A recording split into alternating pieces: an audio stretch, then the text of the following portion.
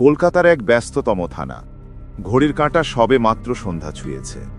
বাইরের অগণিত গাড়ির হর্ন, মানুষের কোলাহল আর ভেতরের ফাইলপত্রের যান্ত্রিক শব্দ মিলেমিশে একাকার। এই কোলাহলের মধ্যেই একরাশ আতঙ্ক আর ক্লান্তি নিয়ে ভয়ে ভয়ে পা রাখল মালিহা। বয়স 18 কি 19, কিন্তু দারিদ্র্য আর দুশ্চিন্তার ভারে তাকে দেখায় আরও অনেক বেশি পরিশ্রান্ত। তার জীর্ণ সালোয়ার কামিজ, এলোমেলো রুক্ষ চুল আর লাল হয়ে ফুলে থাকা চোখ দুটো যেন হাজারো বঞ্চনার গল্প বলতে চাইছে। থানার ডিউটি অফিসারের টেবিলের সামনে এসে সে দাঁড়ালো। কাঁপা কাঁপা গলায় বলল, স্যার, আমার বোন, আমার ছোট বোন নেহা, ওকে খুঁজে পাচ্ছি না। ডেস্কের ওপারে বসে থাকা কনস্টেবল কালাম মিয়া বিরক্ত মুখে তার দিকে তাকালো। পাশে বসে কনস্টেবল তারিক মুচকি হেসে বলল, কি রে কালাম, নতুন কেস? নাম কি তোর? বাড়ি কই? মালিহা ঢোক গিলে বলল, আমার নাম মালিহা, আমরা কলকাতা বস্তিতে থাকি। আমার বোন নেহা 10 বছর বয়স, দুপুর থেকে। কথা শেষ করতে পারল না মালিহা। কালাম মিয়া ধমকে উঠল, বস্তির মাইয়া হারাইছে তো আমরা কি করমু? নিশ্চয়ই কোথাও ভাইগা গেছে। যা বাড়ি যা, এইসব ফালতু কামের লাগা থানা না। তারিক যোগ করল, ঠিকই কইছে, এই বয়সের মাইয়ারা অলিগলিতে প্রেম কইরা বেড়ায়, আবার মায়া কান্না দেখাইতে থানায় চলে আসে। যা ভাগ। অপমানে মালিহার কান গরম হয়ে উঠল, কিন্তু বোনের চিন্তায় সেই অপমানকেও সে পাত্তা দিল না। সে মরিয়া হয়ে বলল, না স্যার, আমার বোন ওইরকম না, ও খুব ছোট। ও টিউবওয়েলের কাছে খেলতে গেছিল, তারপর আর ফেরে নাই। আমি লোকাল থানায় গেছিলাম, ওরা আমাকে ভিখারি ভেবে দাঁড়াতেই দেয় নাই। আপনারা দয়া করেন স্যার। কালাম মিয়া প্রায় চেয়ার ছেড়ে উঠে দাঁড়ালো। আরে রাখ তোর দয়া, তোর চেহারা দেখছস ভিখারির মতোই তো লাগে। এখন যাবি নাকি ঘাট ধাক্কা দিয়ে বের করমু? মালিহার নিজেকে ধরে রাখতে পারল না। থানা সেই নোংরা মেঝের উপরই বসে পড়ল সে। তার ছেঁড়া ওড়নার ভেতর থেকে একটা ভাঁজ করা পুরনো ঝাপসা ছবি বের করে আকুতি করতে লাগলো। এই যে স্যার আমার বোনের ছবি, দেখেন কি সুন্দর হাসি আমার বোনটা। ওকে ছাড়া আমার কেউ নাই স্যার, আমার মা বাবা। মালিহার কান্নার শব্দে থানার স্বাভাবিক কর্মব্যস্ততা কিছুক্ষণের জন্য থমকে গেল। কালাম আর তারিক যখন তাকে টেনে হিচড়ে বের করে দেবার প্রস্তুতি নিচ্ছে, ঠিক তখনই ভেতরের কেবিন থেকে একটা ভারী শীতল কণ্ঠ ভেসে এলো। কালাম, বাইরে কিসের এত হট্টগোল? গলার স্বরে যেন পুরো পরিবেশটাই বরফ হয়ে গেল। কালাম মিয়া খাড়া হয়ে দাঁড়িয়ে গেল। তারিকের মুখের হাসি উধাও। সেলাম ঠুকে কালাম বলল, স্যার কিচ্ছু না, এক বস্তির মাইয়া বোন হারাইছে বইলা চিল্লাচিল্লি করতেছে, আমরা ভাগাই দিতাছি। মেয়েটাকে ভেতরে পাঠাও। নির্দেশটা ছিল সংক্ষিপ্ত কিন্তু অকাট্য। কালাম আর দ্বিতীয় কথা বলার সাহস পেল না। মালিহার দিকে তাকিয়ে তাচ্ছিল্যের সুরে বলল, যা ভেতরে যা, বড় স্যার ডাকছে, দেখি তোর কত বড় খুঁটির জোর। মালিহা চোখ মুছতে মুছতে কাঁপতে কাঁপতে কেবিনের দিকে এগোলো। দরজায় টোকা দিতেই ভেতর থেকে অনুমতি এলো। সে ভেতরে ঢুকল। বিশাল একটা সেগুন কাঠের টেবিলের ওপারে বসে আছেন অ্যাডিশনাল এসপি রাকিব হাসান। বয়স 30-এর কোঠায়, কিন্তু তার চোখের দৃষ্টি ইস্পাতের মতো ধারালো। নিখুঁতভাবে ইস্ত্রি করা ইউনিফর্ম, পরিপাটি চুল আর কঠোর মুখমণ্ডলে সততা ও শৃঙ্খলার ছাপ স্পষ্ট। তার সামনে দাঁড়ালে যে কোনো অপরাধীর বুক কেঁপে উঠতে বাধ্য। রাকিব হাতের কলমটা রেখে শান্ত কিন্তু গভীর চোখে মালিহাকে দেখল। তার চাহনিতে কোনো তাচ্ছিল্য ছিল না, ছিল এক অদ্ভুত বিশ্লেষণ। বসো। মালিহা ভয়ে ভয়ে সামনের চেয়ারটায় বসল। জল খাও। রাকিব ইশারায় টেবিলের উপর রাখা গ্লাসটা দেখালো। মালিহা গ্লাসটা হাতে নিল, কিন্তু তার হাত এত কাঁপছিল যে জল পড়ে যাচ্ছিল। রাকিব অপেক্ষা করল। মালিহা 2 ঢোক জল খেয়ে নিজেকে কিছুটা সামলে নিল। এবার বলো, প্রথম থেকে সবটা বলো, কোনো ভয় নেই। রাকিবের কণ্ঠস্বরে এমন একটা আশ্বাস ছিল যা মালিহাকে ভরসা দিল। সে কান্না ভেজা গলায় সবটা বলতে শুরু করল। কিভাবে আজ দুপুরে সে কাজে গিয়েছিল, নেহা বস্তির একমাত্র টিউবওয়েলের কাছে অন্য বাচ্চাদের সাথে খেলতে গিয়েছিল। ফিরে এসে সে আর নেহাকে পায়নি। সে বলল কিভাবে স্থানীয় খানা তাকে ভিখারি বলে তাড়িয়ে দিয়েছে। রাকিব সবটা শুনল মনোযোগ দিয়ে। মালিহা তার ওড়নার গিট থেকে সেই ভাঁজ করা ছবিটি বের করে রাকিবের দিকে বাড়িয়ে দিল। স্যার, এই আমার নেহা। রাকিব হাসান ছবিটি হাতে নিল।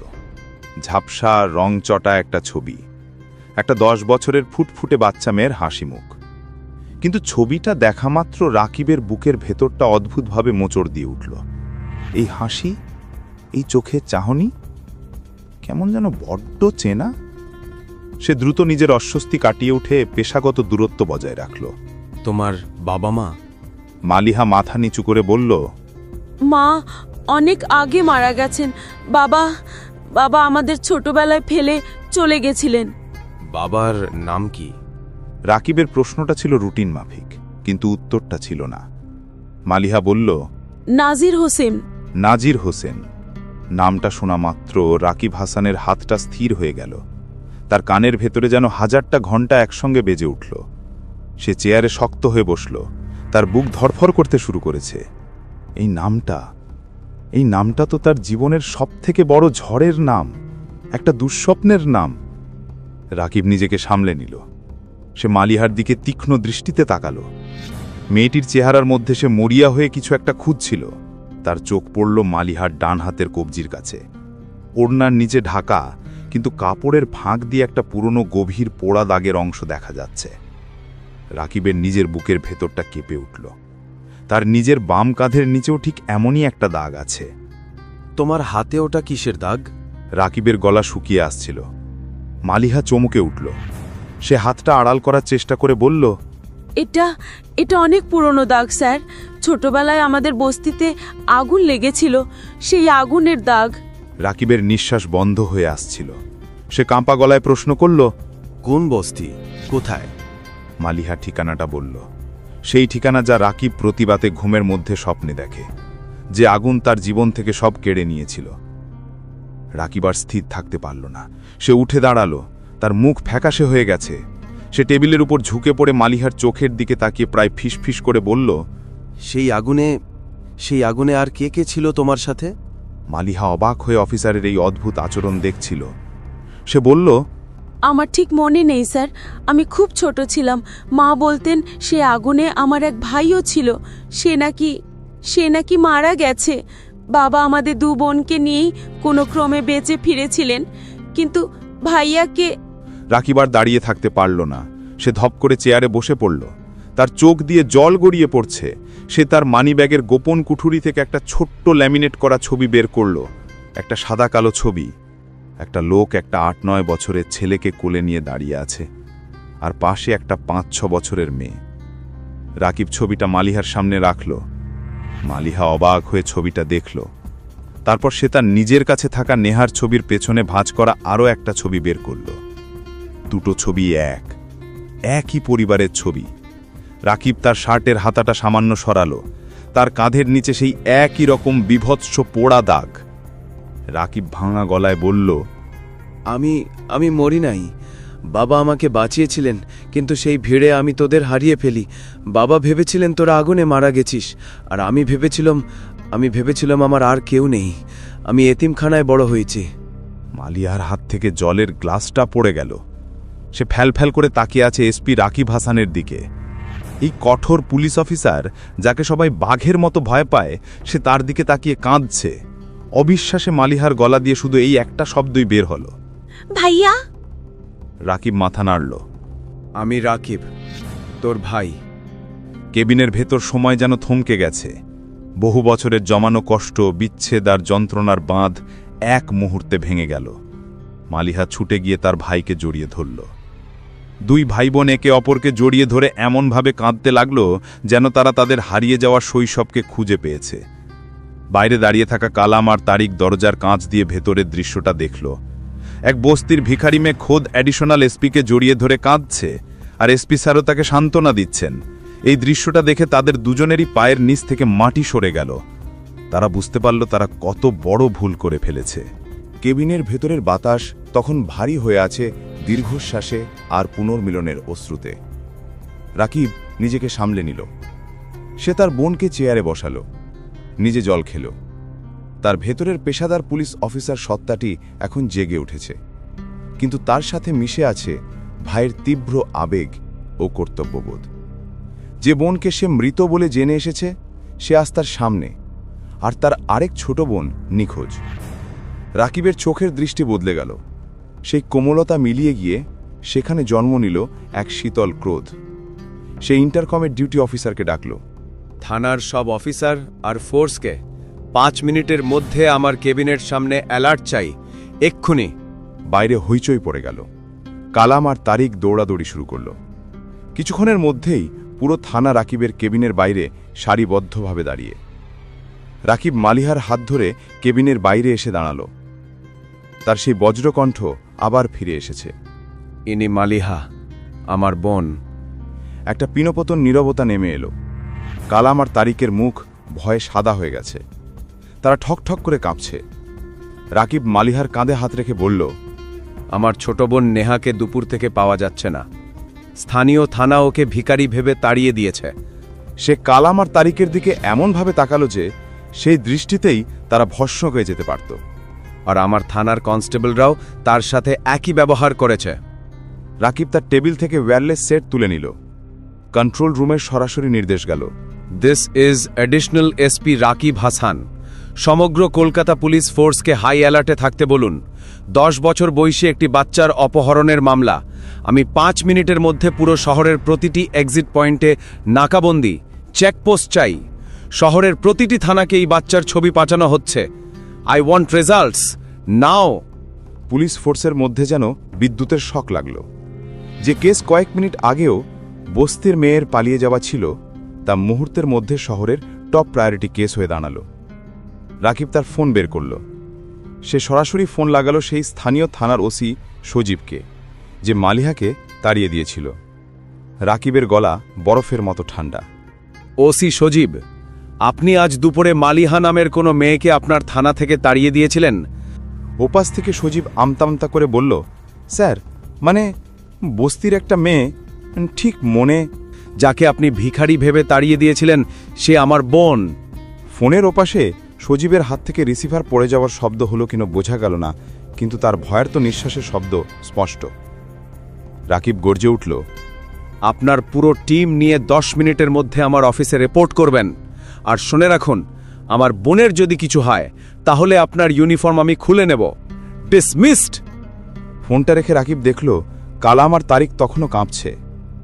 রাকিব তাদের দিকে তাকিয়ে বলল, আপনারা দুজন সাসপেন্ডেড। এক্ষুনি এখান থেকে বেরোন। তদন্তের পর বাকি ব্যবস্থা নেব। এবার রাকিবের মিশন ব্যক্তিগত। সে মালিহাকে তার কেবিনে বসিয়ে রাখল। গোটা পুলিশ ডিপার্টমেন্ট পাগলের মতো নেহার খোঁজ শুরু করেছে। রাস্তায় রাস্তায় চেকিং, বস্তিতে চিরুনি তল্লাশি। রাত গভীর হচ্ছে, কিন্তু রাকিবের চোখ এক মুহূর্তের জন্য বিশ্রাম নিচ্ছে না। সে নিজে সিসিটিভি ফুটেজ খতিয়ে দেখছে, ইনফরমারদের নেটওয়ার্ক সক্রিয় করেছে। রাত প্রায় 2টা বাজে। মালিহা তার ভাইয়ের কেবিনে বসেই জায়নামাজে বসে কাঁদছিল। রাকিব কফির কাপে চুমুক দিতে দিতে একটা ম্যাপের উপর ঝুঁকেছিল। ঠিক তখনই তার ওয়াকিটকি বেজে উঠল। স্যার, একটা খবর আছে।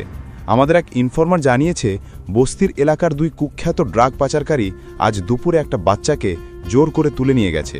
তাদের আস্তানা গঙ্গার ধারের একটা পুরনো কারখানার গোডাউনে। রাকিব স্প্রিংয়ের মতো লাফিয়ে উঠল। আমি আসছি। ফোর্স রেডি করো। সাইলেন্ট অপারেশন হবে। আধ ঘন্টার মধ্যে রাকিবের নেতৃত্বে বিশাল পুলিশ বাহিনী সেই পুরনো গোডাউন ঘিরে ফেলল। কোনো শব্দ না করে তারা ভেতরে ঢুকল। গোডাউনের এক কোণে 2জন লোক মদের বোতল নিয়ে বসে আছে, আর তাদের পাশে একটা বস্তা দিয়ে মুখ বাঁধা অবস্থায় নেহা ভয়ে কাঁপছে।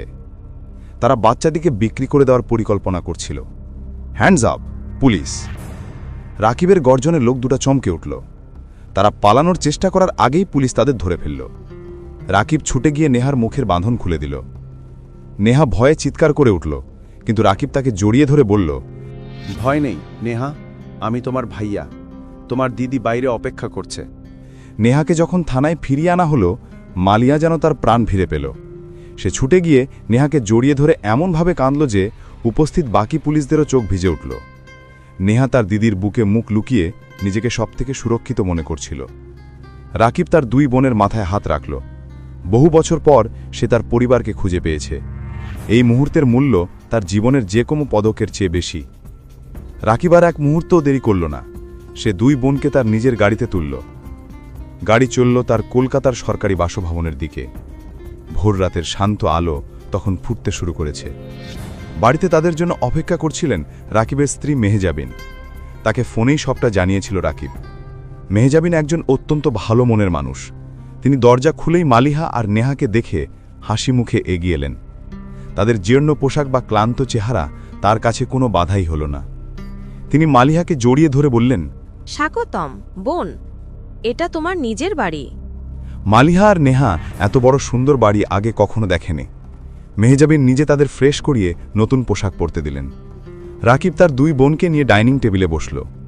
বহু বছর পর 3 ভাই বোন একসাথে খেতে বসল। মালিহা আর নেহা অবাক হয়ে দেখছিল তাদের বড় স্যার ভাইয়ার স্নেহশীল রূপ। রাকিব মালিহার মাথায় হাত রেখে বলল, তোমাদের আর ওই বস্তিতে ফিরতে হবে না, তোমরা আমার সাথে আমার বাড়িতে থাকবে। নেহার দিকে তাকিয়ে সে হাসল। কাল থেকে তোমার নতুন স্কুলে ভর্তি হবার ব্যবস্থা করছি, আর মালিহা, তুমিও তোমার পড়াশোনা আবার শুরু করবে। মালিহা আর নেহার চোখে জল। এ যেন এক অবিশ্বাস্য স্বপ্ন, যে বোন তার ছোট বোনের খোঁজে ভিখারির মতো এক থানা থেকে আরেক থানায় ঘুরছিল। সে আজ এই শহরের অ্যাডিশনাল এসপির বাড়িতে তার নিজের ভাই বোনের সাথে বসে নতুন জীবনের স্বপ্ন দেখছে। রাকিব বারান্দায় দাঁড়িয়ে ভোরের কলকাতার দিকে তাকালো। যে আগুন একদিন তার পরিবারকে পুড়িয়ে ছারখার করে দিয়েছিল, সেই আগুনের পোড়া দাগই আজ তার হারিয়ে যাওয়া পরিবারকে ফিরিয়ে দিল। ন্যায় বিচার শুধু অপরাধীর শাস্তি দিয়েই হয় না, ন্যায় বিচার হয় হারিয়ে যাওয়া ভালোবাসার পুনর্মিলনেও।